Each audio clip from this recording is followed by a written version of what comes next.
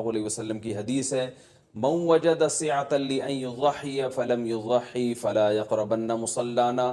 آپ صلی اللہ علیہ وسلم نے فرمایا جس کے پاس قربانی کی طاقت تھی اور اس نے قربانی نہیں کی تو وہ ہماری عیدگاہ کے قریب بھی نہ پھٹکے۔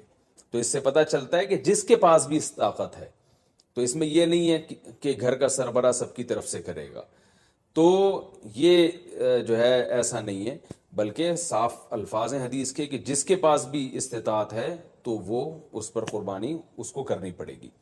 اور دوسری دلیل یہ ہے کہ عبادات میں کہیں بھی ایسا نہیں ہوتا کہ ایک کی عبادت دوسرے کی طرف سے کافی ہو جائے، تو اس پر قیاس کا تقاضا بھی یہی ہے کہ جب اسلام میں کوئی بھی ایک عبادت دوسرے کی طرف سے کافی نہیں ہوتی تو یہ کیسے ممکن ہے کہ قربانی جو مستقل ایک سنت ابراہیمی ہے وہ ایک کرے اور دوسری کی طرف سے بھی وہ خود بخود ادا ہو جائے؟ تو یہ اس کا بھی تقاضا ہے۔ بعض حضرات یہ دلیل دیتے ہیں کہ حضرت ابو بکر اور عمر رضی اللہ عنہما قربانی نہیں کرتے تھے۔ اچھا سوری، یہ دوسرے مسئلے کی دلیل ہے۔ تو پہلا تو یہ ہو گیا کہ قربانی ہر صاحب استطاعت پر لازم ہے۔ بیگم کے پاس اگر زیور ہے اور اتنی مالیت کا ہے تو اس پر بھی قربانی واجب ہے۔ پھر وہ الگ بات ہے کہ اس کی طرف سے میاں اس کی پرمیشن سے کر دے، یعنی واجب تو اس پر ہوگی لیکن ضروری نہیں ہے کہ وہ خود کرے، اس کی طرف سے اس کا میاں بھی کر سکتا ہے اس کی پرمیشن سے، اجازت سے، اور میاں اپنی طرف سے بھی ایک کر دے اور بیگم کی طرف سے بھی ایک کر دے، یعنی گھر کے ایک فرد کرے گا اور سب کی طرف سے کافی ہو جائے یہ نہیں ہے، بلکہ ہر فرد کو الگ کرنی پڑے گی۔ وہ الگ بات ہے کہ اپنے پیسے سے کرنا ضروری نہیں ہے، وہ فرد خود کرے یا کسی سے کروا دے، پھر جب کسی سے قربانی کروائے گا تو اس کو پیسے دے، یا جو قربانی اس کی طرف سے کر رہا ہے وہ خود اپنے پیسے استعمال کر لے تو بھی ٹھیک ہے۔ یعنی یہ بھی ٹھیک ہے کہ آپ کے جو ابا ہیں، آپ کے جو والد صاحب ہیں وہ قربانی کر رہے ہیں اور سب بالغ بچوں کی طرف سے کر رہے ہیں، پیسے کسی سے نہیں لے رہے تو بھی ٹھیک ہے، کوئی حرج نہیں ہے۔ یا شوہر بیوی کی طرف سے کر رہا ہے اور پیسے نہیں لے رہا اس سے تو بہت اچھی بات ہے، ایسا نیک شوہر اللہ میاں سب کو دلائے۔ تو یا بیگم صاحبہ کر رہی ہیں اپنے خرچے پہ اور میاں کی طرف سے بھی کر رہی ہیں، میاں سے پیسے نہیں لے رہی، تو سبحان اللہ، بہت اچھا لگا آپ کو سن کے، تو ہمیں بھی بہت اچھا لگا۔ تو یعنی پیسوں کا ہر ایک کا ڈالنا ضروری نہیں۔ اچھا یہ بھی ایک مسئلہ ہوتا ہے کہ بڑا بھائی کر رہا ہے سب کی طرف سے اور سب سے آدھے آدھے پیسے لے رہا ہے قربانی کے، وہ یا تھوڑے تھوڑے پیسے لے رہا ہے، باقی پیسے اپنی جیب سے ڈال رہا ہے تو بھی ٹھیک ہے۔ یعنی جس کی طرف سے قربانی ہو رہی ہے اس کے لیے خود سے پیسے یعنی خرچ کرنا ضروری نہیں ہے، اس کی طرف سے اگر کوئی اور خرچ کر دیتا ہے تو بھی ٹھیک ہے، چاہے پورے پیسے خرچ کرے یا آدھے پیسے خرچ کرے۔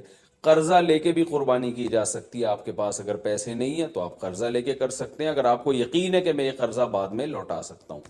البتہ قرضہ کھا کے قربانی ٹھیک نہیں ہے کہ آپ نے کسی کا قرضہ دینا ہے، وہ مانگ رہا ہے دروازے پہ کھڑا ہوا ہے، وہ دے نہیں رہے اور آپ اس کے پیسوں سے بکرے کاٹ رہے ہیں آپ، یہ ٹھیک نہیں ہے، یہ آخرت کے لیے بھی نقصان دہ ہے اور وہ بکرے کے لیے تو نقصان دہ بہرحال ہے ہی ہے۔ تو ایک مسئلہ تو یہ ہو گیا۔ دوسرا مسئلہ یہ ہے کہ قربانی کیا واجب ہے یا سنت ہے؟ تو اس بارے میں بھی دونوں رائے ملتی ہیں علماء کی۔ جو علماء کہتے ہیں سنت ہے وہ بھی عام سنت نہیں مانتے بلکہ سنت مؤکدہ۔ سنت مؤکدہ کا مطلب جو نہیں کرے گا قابل ملامت ہوگا، اور امام ابو حنیفہ رحمہ اللہ تعالیٰ کی رائے کے مطابق یہ واجب ہے، اور اس کی دلیل وہی ہے کہ پہلی بات تو یہ کہ عبادت ہے اور عبادت میں احتیاط کے پہلو کو ترجیح دی جاتی ہے، کیونکہ احتیاط اسی میں ہے کہ اس کو اگر واجب قرار نہیں دیتے تو بہت سے لوگ قربانی کا فریضہ چھوڑ سکتے ہیں اور اس بات کا خطرہ موجود ہے کہ قیامت میں ان کو گناہ نہ ملے، تو اس لیے احتیاط کے پہلو کو ترجیح جائے گی۔ اور مضبوط دلیل امام حنیفہ کی قرآن نبی صلی اللہ علیہ وسلم کی وہی حدیث ہے، من وجد سعة لأن يضحي فلم يضحي فلا يقربن مصلانا۔ آپ صلی اللہ علیہ وسلم نے فرمایا جس کے پاس قربانی کی گنجائش تھی اور اس نے قربانی نہیں کی وہ ہماری عیدگاہ کے قریب بھی مت پھٹکے۔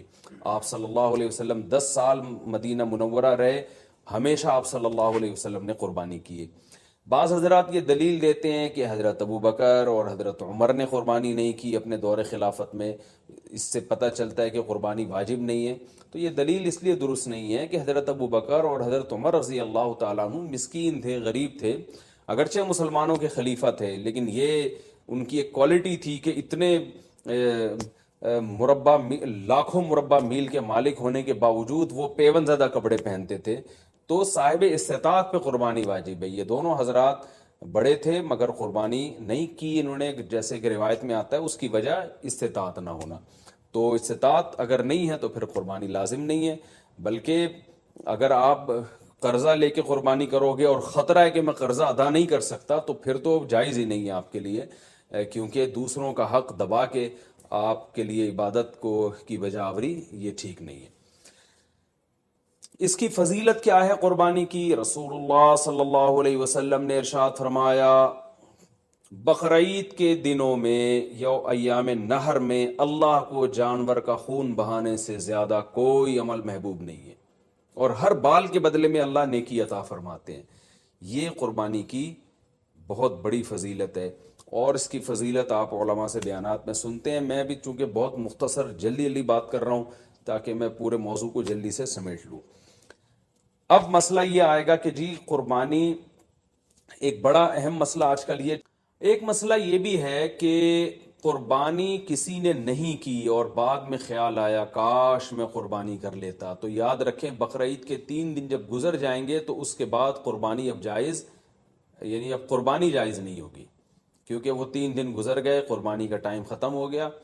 اب آپ نے اگر جانور ذبح کیا تو اس کا سارا گوشت آپ صدقہ کر دیں، اور بہتر یہی ہے کہ جانور کی قیمت صدقہ کریں آپ، کیونکہ اب قربانی کا ٹائم چلا گیا. تو اس لیے بقرعید کے 3 دنوں، پھر وہ اگلے سال بقرعید میں بھی نہیں ہو سکتی قضا اس کی. تو بس بقرعید کے 3 دن کے اندر تو جانور ذبح کرنا ہے. اگر آپ نے ذبح نہیں کیا اور آپ پر قربانی واجب تھی، آپ سے غلطی ہوئی ہے، تو اب 3 دنوں کے بعد آپ نے کیا کرنا ہے؟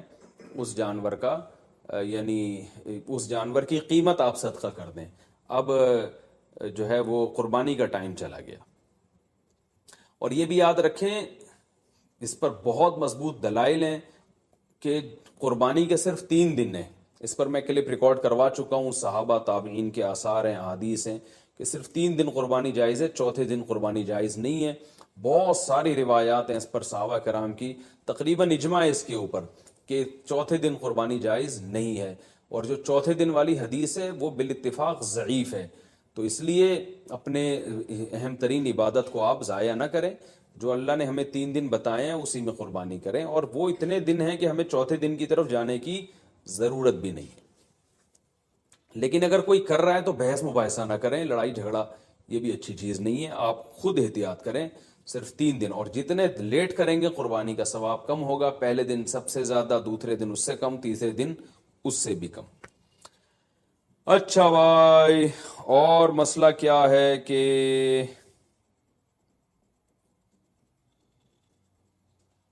قربانی میں عقیقے کی نیت کرنا، یہ سوال بھی بہت پوچھا جاتا ہے. بالکل جائز ہے. آپ ایک گائے لے کر آئے تو آپ اس میں اپنے بچوں کا عقیقہ بھی کر سکتے ہیں، اور قربانی کا یعنی بیٹے کا، لڑکے کی طرف سے 2 حصے ڈال دیں اس میں، اور ایک اپنی قربانی بھی کر لیں. یہ بھی بالکل جائز ہے. اچھا بھائی، اور نابالغ اولاد کی طرف سے قربانی. دیکھیں جو نابالغ اولاد کی طرف سے قربانی ہے اگر تو انشاءاللہ اس کو ثواب ملے گا. قربانی وہ آپ ہی کی طرف سے ہوگی، تو یعنی آپ ہی اس قربانی کے مالک ہیں. تو کیونکہ جو نابالغ ہے نا اس پر قربانی بہرحال واجب نہیں ہوتی، چاہے وہ کتنا ہی مالدار کیوں نہ ہو. اور اگر بالکل ہی چھوٹا بچہ ہے تو پھر اس کی طرف سے قربانی کا مطلب یہ ہوتا ہے کہ آپ خود ہی بس قربانی کر رہے ہیں، تو وہ قربانی کا اہل نہیں ہے، اس کی طرف سے قربانی نہیں ہوگی. ہاں اگر وہ سمجھدار ہے، بلوغت کے قریب ہے، تو پھر اس کی طرف سے قربانی ادا ہو جائے گی، اگرچہ اس پہ واجب ہے نہیں ہے، تو یہ کر سکتے ہیں، اس میں کوئی حرج نہیں ہے. اچھا، ایک اہم مسئلہ یہ بھی ہے کہ اونٹ کو ذبح کرنا یہ سنت نہیں ہے. اونٹ کو نہر کرنا سنت ہے. کھڑے کھڑے اس کی ٹانگ باندھ کے نا یہاں چاقو مارا جاتا ہے، اور ایکسپرٹ جو کسائی ہوتے ہیں وہ ایسے زور سے کٹ لگاتے ہیں کہ ایک دم فوارہ نکلتا ہے، اونٹ بہت جلدی ٹھنڈا ہو جاتا ہے.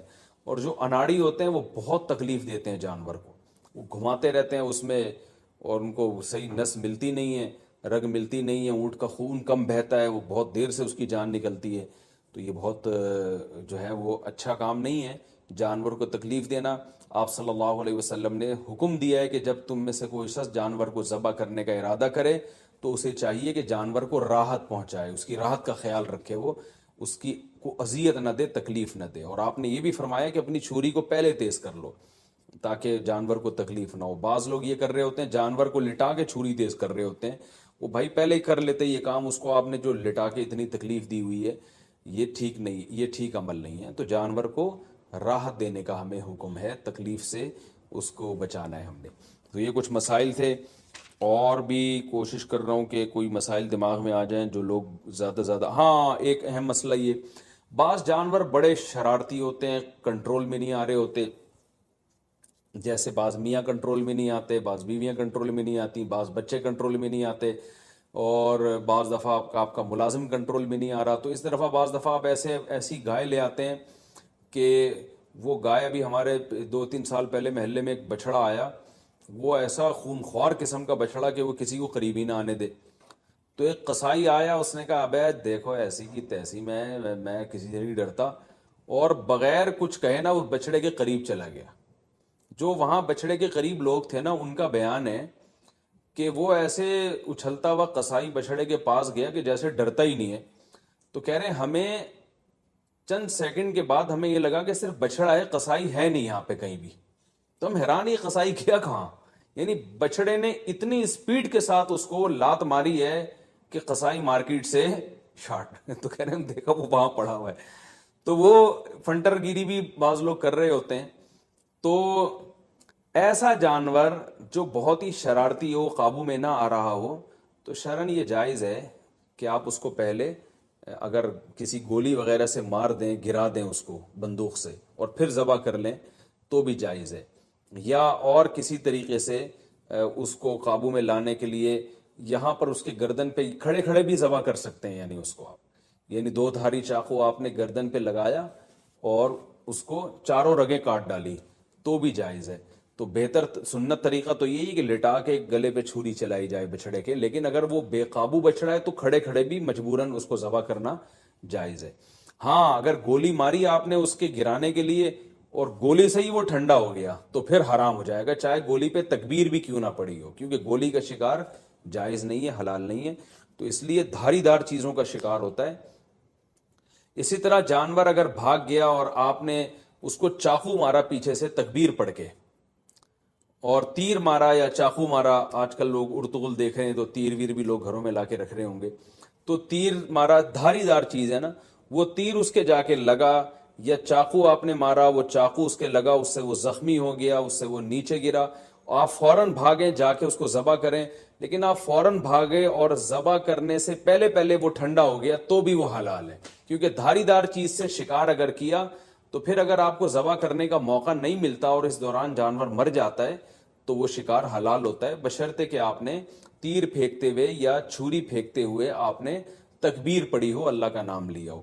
لیکن اگر آپ قریب پہنچ گئے اور زندہ تھا وہ، تو پھر آپ نے ذبح نہیں کیا تو پھر حلال نہیں ہوگا۔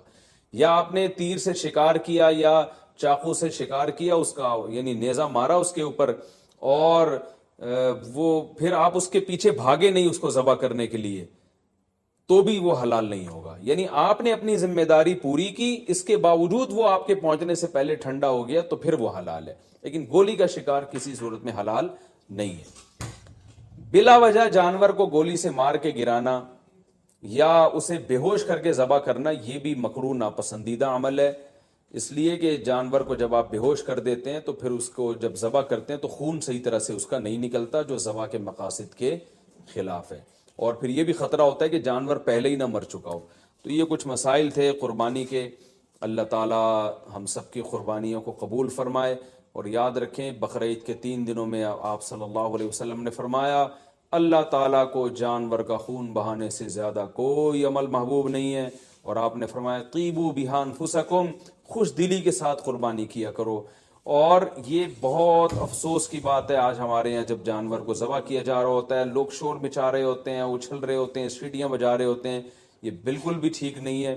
یہ ایک عبادت ہے، ابراہیم علیہ السلام جو اللہ کے خلیل تھے ان کی سنت ہے، تو عبادت کو عبادت والے انداز ہی میں کیا جائے گا۔ اس وقت ذکر کرنا چاہیے، اللہ کا نام لینا چاہیے، دل میں دعا مانگنی چاہیے کہ اللہ ہمارے اس عمل کو قبول فرما. سیٹیاں بجانا اور ہوٹنگ کرنا اور ایسے اچھلنا یہ بہت بالکل نامناسب حرکت ہے. وہ کوئی وہ انٹرٹینمنٹ کا کوئی شو نہیں ہو رہا وہ، بلکہ ایک عبادت ہو رہی ہے اللہ کے لیے. ایک اپنے مال کو آپ، ایک نفیس مال کو اور ایک جان کو آپ قربان کر رہے ہو اللہ کی خاطر، تو عبادت ہی ہونی چاہیے. اور اس وقت دعا پڑھنی چاہیے، انی وجہت وجہی للذی فطر السماوات والارض حنیفا وما انا من المشرکین. یہ دعا کسی کو یاد نہ ہو تو ویسے ہی زبان سے کہہ دے اللہ یہ میری طرف سے، اور میں نے تیری طرف رخ کیا، اور یہ میری طرف سے صرف تیرے لیے قربانی ہے، اور تیرے خلیل ابراہیم علیہ الصلوۃ والسلام کی سنت کو میں زندہ کر رہا ہوں. یہ دل میں نیت کر لے، زبان سے اچھے الفاظ کہہ دے کہ اللہ تو میری طرف سے قبول کر لے اس کو. تو یہ الفاظ کہنے چاہیے، دعا مانگنی چاہیے کہ اللہ اس کو قبول فرما لے. تو یہ ہے قربانی کا گوشت اسٹور کتنے دن کر سکتے ہیں؟ جتنے دن تک چاہیں، فریج جب تک آپ کی اجازت دیتا ہے. البتہ میں ایک چٹکلا سناتا ہوں. وہ ایک آدمی نے اپنا بکرا دیکھا جنت میں ٹہلتا ہوا نظر آ رہا ہے، بکرا ذبح کیا تھا نا اس نے، لیکن اس بکرے کا ایک ٹانگ جو ہے نا وہ نہیں تھی. تو اس نے بکرے سے پوچھا بھائی تیری ایک ٹانگ کہاں ہے؟ تو اس نے کہا وہ ابھی تک تیرے فریج میں رکھی ہوئی ہے، 6 مہینے ہو گئے ہیں. ٹھیک ہے نا، وہ یہاں پہنچی نہیں ہے. تو اسٹور بھی کر سکتے ہیں، لیکن اتنا اسٹور نہ ہو کہ جو ہے وہ آپ 6-7 مہینے وہ گوشت کی ذائقہ بھی چینج ہو جاتا ہے. کھائیں بھی کھلائیں بھی، اللہ تعالیٰ کو کھلانے والے بھی پسند ہیں. اور قربانی میں تو اللہ تعالیٰ نے ہمیں روزے کو حرام کر دیا بقرعید کے دنوں میں، اسی وجہ سے حرام کر دیا کہ ہم تاکہ قربانی کا گوشت استعمال کر سکیں. تو قربانی کا گوشت کھانا بھی سنت ہے. آپ صلی اللہ علیہ وسلم نے 60 اونٹ اپنے ہاتھ سے نہر کیے تھے، اور روایت میں کہ ہر اونٹ سے کچھ نہ کچھ گوشت آپ صلی اللہ علیہ وسلم نے چکھا تھا. تو اس لیے مبارک گوشت ہے، اللہ کی طرف سے ضیافت ہے. اللہ تو بھائی دال چاول بھی کھلا رہا ہو اپنی طرف نسبت کر کے تو بھی بڑی چیز ہے. وہ اللہ ہمیں گوشت کھلا رہا ہے، تو یہ وہ گوشت نہیں ہے جو پورے سال ہم کھاتے ہیں. یہ وہ گوشت ہے جو صرف 3 دن اللہ اپنی طرف سے ہمیں اپنی طرف نسبت کر کے ضیافت کرتے ہیں کہ میری طرف سے یہ. قربانی کے مسائل میں ذبح کی طرف، جانور ذبح کرنے میں ایک بڑی کوتاہی یہ ہوتی ہے کہ قصائیوں کے حوالے چھری کر دی جاتی ہے.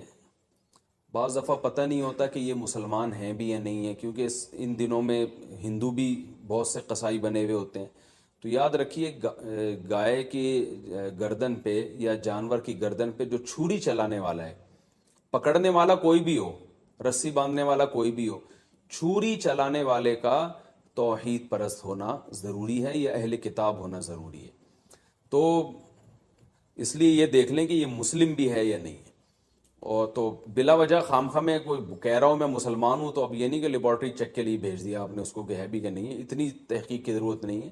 تو بس یہ پہلے تحقیق کر لیا کریں بھائی مسلمان ہو، توحید پرست ہو، ایک اللہ کو مانتے ہو، نبی صلی اللہ علیہ وسلم کی ختم نبوت کے قائل ہو، اور نبی صلی اللہ علیہ وسلم کو مختار کل، مشکل کشا، حاجت روا تو نہیں سمجھتے. تو جو توحید کا عقیدہ ہے نا وہ بہرحال پہلے ضروری ہے. جو بیسک اسلام کے عقائد ہیں وہ اس کو پتہ ہونے چاہیے. تو اس کے بغیر جانور کا ذبیحہ جو ہے، اگر وہ آپ کو پتہ چل گیا کہ یہ مشرک ہے تو پھر اس کا ذبیحہ حلال نہیں ہے. ایک بات. دوسری بات، قصائیوں میں یہ کوتاہی ہوتی ہے کہ قصائی جو ہے وہ منہ میں گٹکے ہوتے ہیں، پان ہوتے ہیں. میں نے خود دیکھا ہے کہ وہ تکبیر نہیں پڑھ رہے ہوتے ذبح کرتے ہوئے. سب نہیں کرتے، یعنی بعض لوگ ایسا کرتے ہیں. تو اگر جان بوجھ کر کسی نے تکبیر چھوڑ دی ہے تو بھی جانور مردار ہو جائے گا. اس لیے قرآن مجید میں صاف اللہ کا حکم ہے وَلَا تَأْكُلُوا مِمَّا لَمْ يُذْكَرِ اسْمُ اللَّهِ عَلَيْهِ. وہ جانور جس پر اللہ کا نام نہ لیا جائے اس کو مت کھاؤ.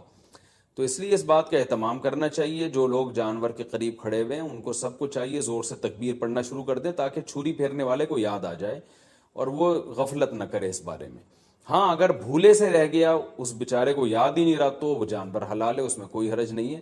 جان کر تکبیرات چھوڑ دینا یہ بالکل اس سے جانور مردار ہو جاتا ہے.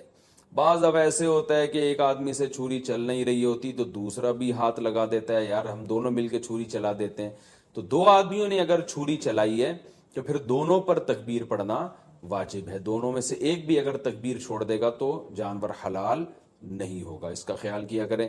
اور ویسے بھی جانور کو خود ذبح کیا کریں. علماء کہتے ہیں کہ جانور ذبح کرنے والا جو جس کی قربانی ہے نا وہ خود ذبح کرے گا تو اس میں زیادہ ثواب ہے. ایک کوتاہی جو بہت عرصے سے میں بتاتا چلا آ رہا ہوں، قصائی جانور ذبح کرنے کے بعد، 4 رگیں کٹنے کے بعد حرام مغز میں چاقو مارتے ہیں. یہ بالکل غلط ہے. صرف 4 رگیں کاٹ کے جانور کو چھوڑ دینا ہے تاکہ بلیڈنگ زیادہ ہو، اس کا خون نکل جائے باڈی سے. قصائیوں کے پاس ٹائم کم ہوتا ہے، وہ جلد بازی میں ہوتے ہیں، لہذا وہ کہتے ہیں کون اتنی دیر جانور کے ٹھنڈا ہونے کا انتظار کرے. بالکل ایسے ہی جیسے خواتین کو جب ڈیلیوری ہوتی ہے نا، بچہ پیدا ہوتا ہے، تو بعض گائنی کی ڈاکٹر کہتی ہیں کون اتنی دیر انتظار کرے گا، لاؤ چاپڑ، چاقو، کینچی لاؤ، پیٹ چاک کرو اور آپریشن کر کے بچہ باہر نکالو، ہم نے دوسرا کیس بھی نمٹانا ہے. تو ہر آدمی جلدی میں گھوڑے پہ بیٹھا ہوا ہے. تو قصائی کو آپ کو پتا ہے اس وقت جیٹ طیاروں پہ بیٹھے ہوئے ہوتے ہیں بقرعید والے دن، تو ان کے پاس اتنا ٹائم نہیں ہوتا جانور کی 4 رگیں کاٹیں پھر چھوڑ دیں، بلیڈنگ ہوگی، خون نکلے گا. وہ کہتے ہیں یار بس جلدی سے نا اس کے حرام مغز میں چاقو مارتے ہیں گردن میں، اور جانور کو تکلیف بھی ہوتی ہے اس سے اور جلدی مردار ہو جاتا ہے. اس کا نقصان یہ ہوتا ہے کہ جتنی بلیڈنگ ہونی چاہیے، خون نکلنا چاہیے، نکلتا نہیں ہے. تو اس سے 3 نقصان. پہلا نقصان مکروہ عمل ہے، یہ شریعت میں یہ طریقہ ہمیں ذبح کرنے کا نہیں بتایا. دوسرا نقصان، جو گوشت میں خون باقی رہ جاتا ہے، جو ذبح کرنے کا مقصد ہے وہ پورا حاصل نہیں ہوتا. تیسرا نقصان، گوشت کی لذت بھی کم ہو جاتی ہے.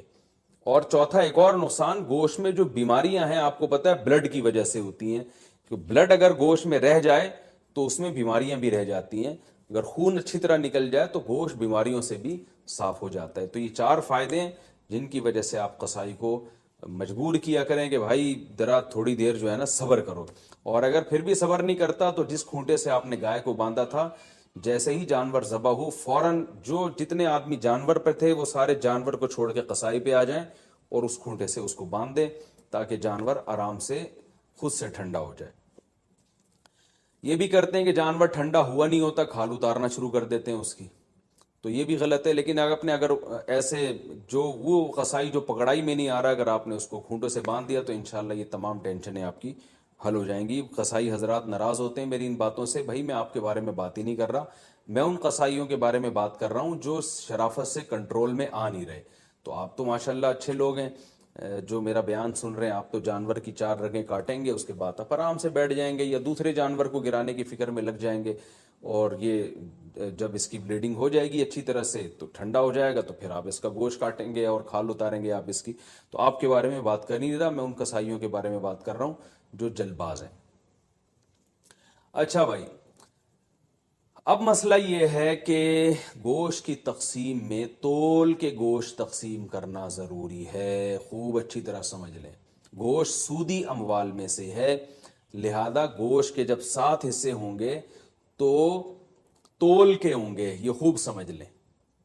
لوگ کہتے ہیں ہم راضی ہیں، تو راضی ہونے کا مسئلہ نہیں ہے، یہ سودی اموال میں سے ہے. اب میں اس کی ڈیٹیل میں جاؤں گا تو یہ کلپ بہت زیادہ لمبا ہو جائے گا، تو اس لیے بس علماء کی بات پر اعتماد کر لیں.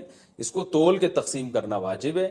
اگر تول کے تقسیم سے بچنا چاہیں تو 60 ڈھیریاں بنا کر 7 میں کلیجی ملا دیں، تو پھر تول کے تقسیم کرنا واجب نہیں رہے گا. اس کے دلائل کیا ہیں یہ کسی اور وقت انشاءاللہ بیان کروں گا. تو اور پھر بھی احتیاط اسی میں ہے کہ تولیں بھی اور کلیجی بھی ملا دیں 7 ڈھیریوں میں، تاکہ اگر تول میں گڑبڑ ہو گئی ہو تو کلیجی اس کے جو ادھر اگر تھوڑا سا گوشت زیادہ چلا گیا تو اس کے مقابلے میں ادھر کلیجی آ جائے تو سود سے بچت ہو جائے گی. وہ لوگ کہتے ہیں پتہ نہیں کس قسم کی باتیں کر رہے ہیں، وہ انشاءاللہ بعد میں ڈیٹیل میں اس مسئلے کو سمجھا دوں گا، بلکہ پہلے سمجھا بھی چکا ہوں کئی دفعہ کہ سودی اموال میں عقل نہیں چلتی ہے. جب شریعت نے برابری کا حکم دیا تو بس برابری ہے. تو گوشت بھی سودی اموال میں سے ایک مال ہے.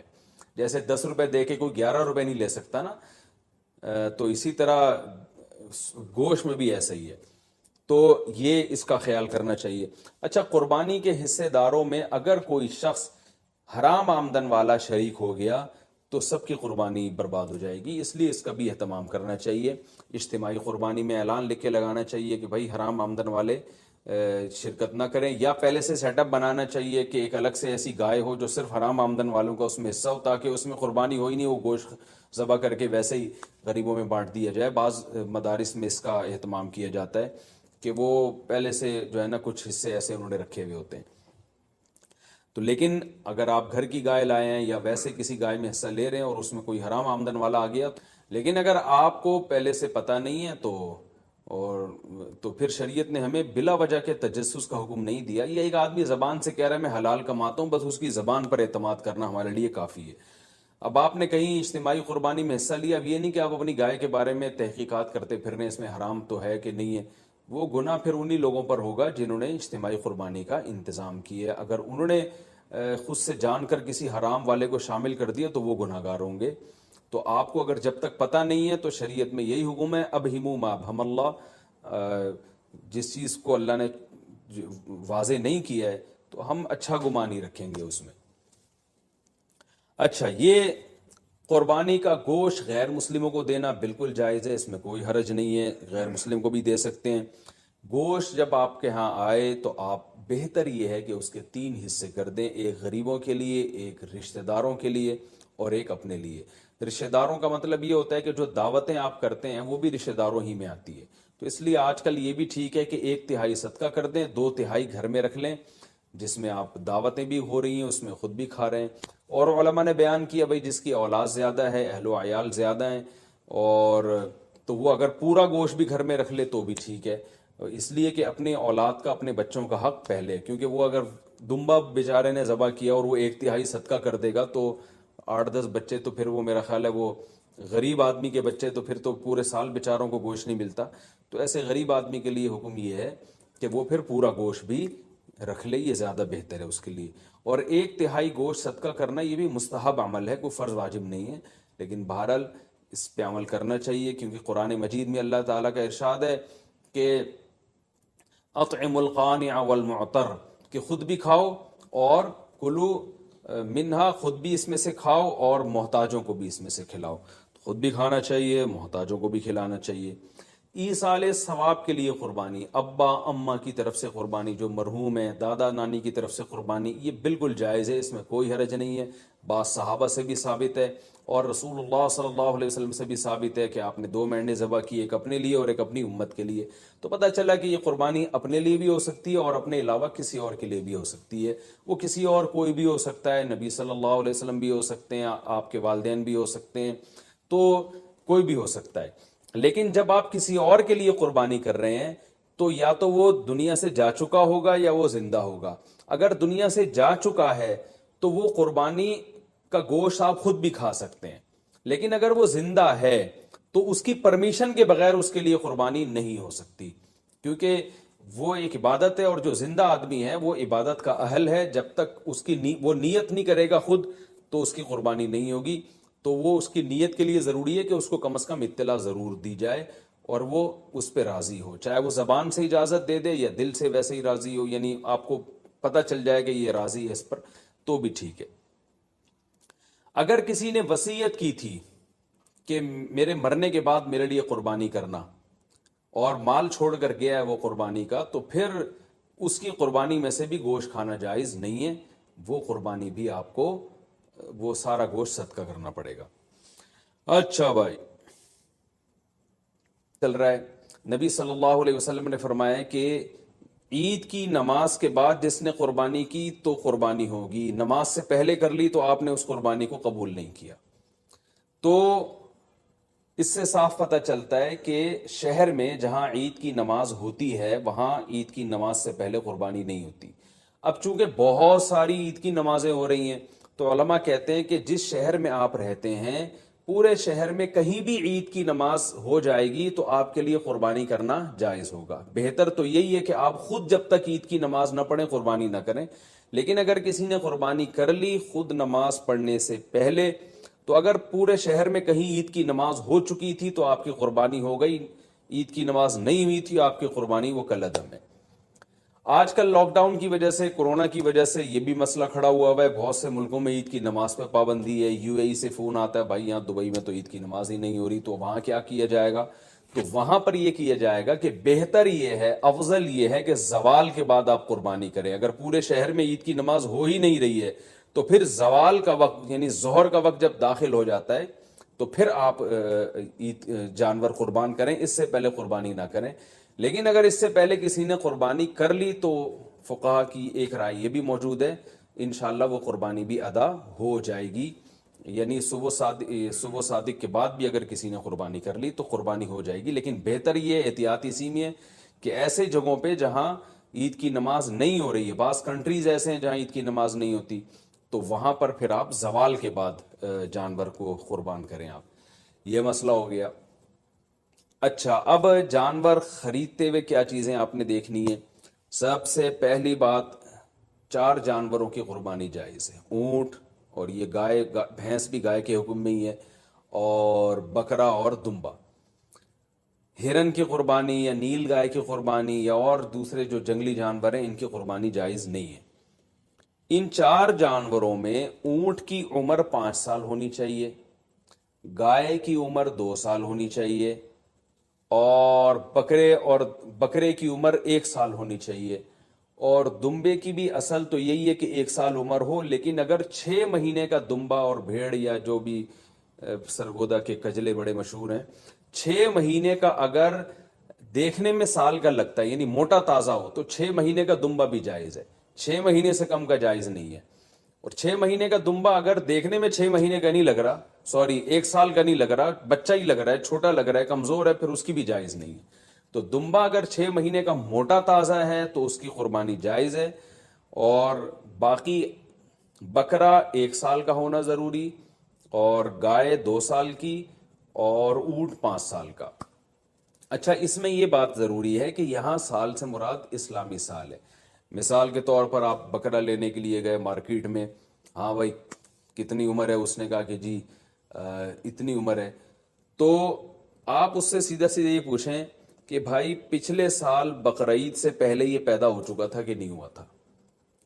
اگر پچھلے سال بقرعید سے پہلے پیدا ہو چکا تھا تو اس سال بقرعید میں اس کی قربانی جائز ہے، بلکہ پچھلے سال اگر بقرعید والے دن پیدا ہوا تھا تو اس سال بقرعید والے دن جب وہ ٹائم گزرے گا تو اس ٹائم میں بھی اس کی قربانی جائز ہو جائے گی، کیونکہ پورا سال اسلامی سال گزر چکا ہے۔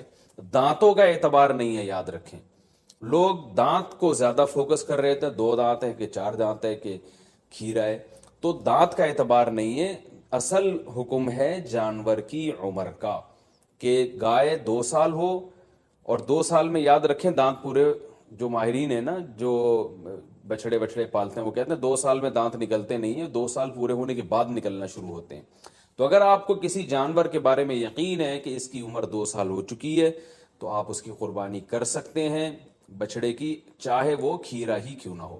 البتہ مارکیٹ میں لوگوں کو پتہ نہیں چلتا، جھوٹ بہت چلتا ہے، تو اس لیے لوگ دانت دیکھتے ہیں، کیونکہ دانت اگر نکلے ہوئے ہوں، 2 دانت ہیں تو اس کا یقین ہوتا ہے کہ 2 سال سے اوپر کا ہی ہے، تو اس لیے لوگ دانتوں کو فوکس کر رہے ہوتے ہیں، کہ سامنے والے کا پتہ نہیں ہوتا کہ سچ کہہ رہا ہے کہ جھوٹ کہہ رہا ہے۔ لیکن اگر آپ کو سامنے والے کی بات پر اعتماد آ جائے اور وہ یقین دلا دے آپ کو کہ بھئی یہ 2 سال کا بچڑا ہے، تو پھر بے شک کھیرا بھی ہو تو آپ اس کی قربانی کر سکتے ہیں۔ اور بکرا اگر 1 سال کا ہو چکا ہے، یقین ہو گیا آپ کو، کسی بھی طرح سے یقین ہو گیا، تو پھر بے شک کھیرا بھی ہو اس کی قربانی بھی آپ کر سکتے ہیں۔ یہ تو ہو گیا جی جانور کی عمر کے بارے میں۔ عیب کون سا ہو جانور میں جس کی وجہ سے قربانی نہیں ہوتی، یہ بھی بہت زیادہ سوال پوچھا جاتا ہے، دمیں اٹھا کے لوگ چیک کر رہے ہوتے ہیں، اوریجنل ہے، پلاسٹک کی تو نہیں لگی ہوئی۔ تو اب چونکہ زیادہ تر لوگ سب سے پہلے دم ہی چیک کرتے ہیں تو ہم شروع بھی دم ہی سے کرتے ہیں۔ تو جانور کی جو دم ہے اگر آدھی کٹی ہوئی ہے تو اس کی قربانی جائز نہیں ہے، آدھی سے کم کٹی ہوئی ہے تو قربانی جائز ہے۔ تو اس سے پتہ چلتا ہے کہ پوری دم ہی اگر چپکائی ہوئی ہے یا سی ہوئی ہے تو بھی قربانی جائز نہیں ہے۔ تو کم سے کم آدھی دم، آدھی سے زیادہ دم اس کی سلامت ہونی چاہیے، اس سے تھوڑی بہت کٹی ہوئی ہے تو اس سے کوئی فرق نہیں پڑتا۔ کان کا بھی یہی حکم ہے، کان اگر آدھا کٹا ہوا ہے تو قربانی جائز نہیں ہے، آدھے سے کم کٹا ہوا ہے تو قربانی جائز ہے۔ بعض دفعہ ایسے کان نہ چرے ہوئے ہوتے ہیں تو اس سے کوئی فرق نہیں پڑتا، قربانی اس کی بھی جائز ہے۔ آنکھ کا حکم یہ ہے کہ ایک آنکھ کی اگر بینائی نہیں ہے تو قربانی جائز ہے، بینائی ہے لیکن کم نظر آتا ہے اور جانور دیکھ لیتا ہے گھاس ماس کو تو بھی ٹھیک ہے، یعنی پوری نظر کا 6/6 ہونا ضروری نہیں ہے۔ البتہ بالکل ہی ایک آنکھ کی بینائی غائب ہو تو پھر اس کی قربانی درست نہیں ہے۔ لنگڑا پن اتنا ہو اگر جانور میں کہ وہ بیچارہ لنگڑے پن کی وجہ سے آپ اس کو ذبح کرنے جہاں لے جانا چاہتے ہیں نا وہاں تک بھی نہیں جا سکتا، پہیے لگا کے دھکا دینا پڑ رہا ہے آپ کو اس کو، تو پھر تو قربانی جائز نہیں ہے. تھوڑا بہت لنگڑاتا ہو لیکن چل لیتا ہو تو قربانی ایسے جانور کی جائز ہے. یہ ہو گیا جانور کے عیب کے بارے میں. خارشی جانور ہو، خارش زدہ جانور، تو اگر خارش اتنی ہے کہ اسکن سے اس کے گوشت کے اندر تک وہ اثرات پہنچے ہوئے ہیں اور اس کی وجہ سے بہت زیادہ لاغر ہو کے ہڈیوں کا ڈھانچہ بن گیا ہے، تو ایسی قربانی، ایسے جانور کی قربانی جائز نہیں ہے. لیکن اگر ایسی خارش ہے اس جانور کو تو اس سے کوئی فرق نہیں پڑتا. آج کل انسانوں کو آپ کو پتہ اتنی خارش ہے، تو جانوروں میں ہو گئی تو کیا مسئلہ ہو گیا اس سے. سینگ کے بارے میں بھی لوگ بہت سوال پوچھتے ہیں کہ جانور کا سینگ کٹا ہوا ٹوٹا ہوا تو قربانی جائز ہے یا نہیں. بالکل جائز ہے. آج کل تو جانور کے پیدائشی سینگ ہی گھس دیے جاتے ہیں تو وہ جائز ہے. البتہ جانور کا سینگ اگر ٹوٹ گیا چوٹ لگنے سے، اور ایسا ٹوٹا کہ جڑ سے اکھڑ کے نا اس کے دماغ ہل جاتا ہے، پھر تو ایسے جانور کی قربانی پھر جائز نہیں ہے. لیکن اس طرح ہوتا نہیں ہے. کوئی حادثہ ہو جائے تو پھر تو ہوتا ہے جانور کے ساتھ، نارملی ایسا ہوتا نہیں ہے. تو اس لیے منڈی سے جب آپ جانور خریدا کریں تو سینگوں پہ زیادہ غور نہ کیا کریں، تمیز سے جانور لے لیا کریں آپ. ٹھیک ہے، اس میں زیادہ وہمی بننے کی ضرورت نہیں ہے. خصی جانور کی قربانی بھی جائز ہے، اور بعض لوگ اس کو صحیح نہیں سمجھتے، لیکن صحیح حدیث سے ثابت ہے آپ صلی اللہ علیہ وسلم نے خصی جانور کی قربانی بھی کی ہے. اچھا، دودھ والے جانور کی قربانی بھی جائز ہے، لیکن اس کا دودھ پینا جائز نہیں ہے. ہاں، جب جانور ذبح ہو گیا تو پھر جانور کے ہر آپ جو ہے گوشت سے بھی فائدہ اٹھا سکتے ہیں، دودھ سے بھی فائدہ اٹھا سکتے ہیں. تو اگر آپ نے جانور، قربانی والے جانور جو ابھی ذبح نہیں ہوا، اس کا دودھ آپ نے پیا تو دودھ نکالا تو صدقہ کرنا پڑے گا اس کو. اچھا، دوسری بات، حاملہ جانور کی قربانی، یعنی وہ گائے جس کے پیٹ میں بچہ ہو. یہ سوال بہت زیادہ پوچھا جاتا ہے. تو دیکھیں، اگر وہ گائے جس کے بالکل بچہ ہونے والا ہے، یعنی پورا بچہ بن چکا ہے، بچے کی ولادت کا وقت قریب ہے، تو بہتر یہ ہے کہ ایسے جانور کی قربانی نہ کی جائے، ناپسندیدہ ہے. لیکن جائز ہے، قربانی ادا ہو جائے گی، بہتر یہ ہے کہ نہ کی جائے. اور اگر گائے گابھن ہے اور وہ ابتدائی مرحلے میں وہ حمل ہے اس کے، تو پھر اس میں کوئی، یعنی پھر بہتر بھی یہی، پھر اس میں کوئی حرج نہیں ہے، اس کی قربانی آپ کر سکتے ہیں. تو اگر آپ جانور لے کر آ گئے، بعد میں پتہ چلا کہ اس گائے کے پیٹ میں تو بچہ ہے، تو اب چونکہ لا چکے ہیں، واپس تو کرنا آپ کے لیے بہت مشکل ہے. منڈی میں کون لے کے جائے گا اس کو؟ کراچی کی منڈی کو دیکھ کے ہم تو مسائل بتاتے ہیں بھائی. یہاں تو کیچڑ، آپ بارش میں ماشاءاللہ اتنا ہو گیا ہے کہ لوگ کیچڑ میں تیرتے ہوئے جا رہے ہیں منڈی میں. تو اب وہ اس گابن گائے کو آپ لے کے کیسے جائیں گے؟ تو پھر کوئی حرج نہیں ہے، آپ اس گابن گائے کو بھی ذبح کر سکتے ہیں، کوئی حرج نہیں ہے اس میں. ہاں، اس میں سے بچہ جب نکلے تو وہ بچہ اگر زندہ ہو تو فوراً اس کو بھی ذبح کر دیں آپ، تو اس کا گوشت بھی حلال ہو جائے گا. اچھا، لوگ یہاں ایک سوال پوچھتے ہیں، اس معصوم بچے کا کیا قصور ہے؟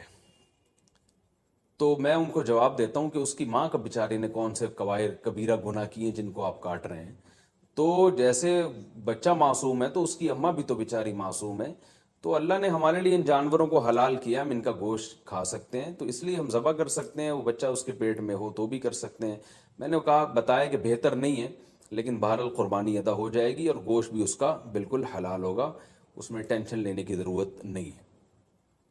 تو یہ تو ہو گیا جی حاملہ جانور کے بارے میں. اچھا، جانور آپ منڈی سے لے کے آپ نے خریدا، بالکل سب سیٹ ماشاءاللہ فٹ فاٹ جانور تھا. آپ نے اس کو گاڑی میں چڑھایا، چڑھانے کے دوران اس کی ٹانگ وانگ ٹوٹ گئی اور وہ بیچارہ لنگڑا لولا ہو گیا، تو اس کو ذبح کر کے کھا لیں، وہ قربانی کے لائق اب نہیں رہا ہے، اس کی قربانی جائز نہیں ہوگی. یا اسی طرح گاڑی سے اتارتے ہوئے یا گھر میں جو ہے نا کھمبے سے باندھا آپ نے، اور جانور نے کوئی شرارت کی یا کچھ مسئلہ ہو گیا جس کی وجہ سے آنکھ چلی گئی اس کی، یا کوئی ایسا عیب پیدا ہو گیا جس کی وجہ سے قربانی جائز نہیں ہوتی، تو اب اس کی قربانی ہو نہیں سکتی. وہ آپ پھر قصائی کو بھی بیچ سکتے ہیں اور خود بھی گوشت کھا سکتے ہیں. البتہ جانور کو جب ذبح کرنے کے لیے گرایا جاتا ہے، اس دوران اگر جانور کے کوئی ہاتھ پاؤں ٹوٹ گئے یا کوئی اندھا ہو گیا بیچارہ یا کچھ مسئلہ ہو گیا، تو بے فکر رہیں، پھر کوئی حرج نہیں ہے. کیونکہ گراتے، یہ تو اللہ کا حکم ہے جانور کو گرا کے ذبح کرو، تو گرانے میں بعض دفعہ ایسا مسئلہ ہو جاتا ہے جس کی وجہ سے جانور میں کوئی عیب پیدا ہو جاتا ہے. تو ذبح کے دوران اگر کوئی عیب پیدا ہو گیا ہے تو بے فکر رہیں، اس سے کوئی فرق نہیں پڑتا، قربانی اس جانور کی حلال ہوگی۔ یہ تھا جانور کو گاڑی میں چڑھانا اور اتارنے سے متعلق۔ اچھا، ایک اہم مسئلہ یہ ہے، اب ہم آتے ہیں، میرا خیال ہے عیب والے مسائل تو کافی حد تک حل ہو چکے ہیں، اب ہم آتے ہیں جانور کو لٹانے، بلکہ اس سے پہلے کہ آپ جب جانور لے کر آئے تو بہت سے لوگوں کی نیت بدل جاتی ہے۔ آپ جانور لے کر آئے، بچڑا، جب محلے والوں نے آ کے دیکھا تو کسی نے کوئی تعریف کرتا ہے، کوئی کہتا ہے یار یہ کیا اٹھا کے لے آئے آپ، ٹھیک ہے نا، تو اب آپ کا دل بدل گیا کہ یار پڑوسیوں کے یہاں تو بچڑا ہے، وہ تو بڑا ٹائٹ ہے، اب آپ کا دل چاہ رہا ہے کہ میں اس جانور کو چینج کروں۔ تو دیکھیں، اگر آپ نے جانور خریدتے ہوئے قربانی کی نیت سے نہیں خریدا، ویسے ہی خریدا تھا، بعد میں سوچا تھا کہ میں دیکھوں گا قربانی کرنی ہے کہ نہیں کرنی، تو آپ اس کو بیچ دیں، کچھ بھی کریں، کوئی حرج نہیں ہے۔ لیکن اگر آپ نے قربانی کی نیت سے خریدا تھا، جیسے کہ 99% لوگ بقرعید میں قربانی کی نیت ہی سے جانور خرید رہے ہوتے ہیں، گھر لانے کے بعد آپ کی نیت بدل گئی، یار وہ پڑوسی جو وسیم بھائی جو بچڑا لے کر آئے ہیں نا، اس پہ الگ ہی نور برس رہا ہے، اور وہ ہمارے بچڑے کے ساتھ جب کھڑا ہوتا ہے تو ہمارا بچڑا تو احساس کمتری میں آئے نہ، ہم احساس کمتری کے شکار ہوتے ہیں۔ تو اب آپ نے ارادہ کیا یہ بچڑا آپ کسی کو پہنا دیں، تو بالکل جائز ہے، جیسے کسی نے آپ کو پہنایا تو آپ بھی کسی کو بچڑا پہنا سکتے ہیں۔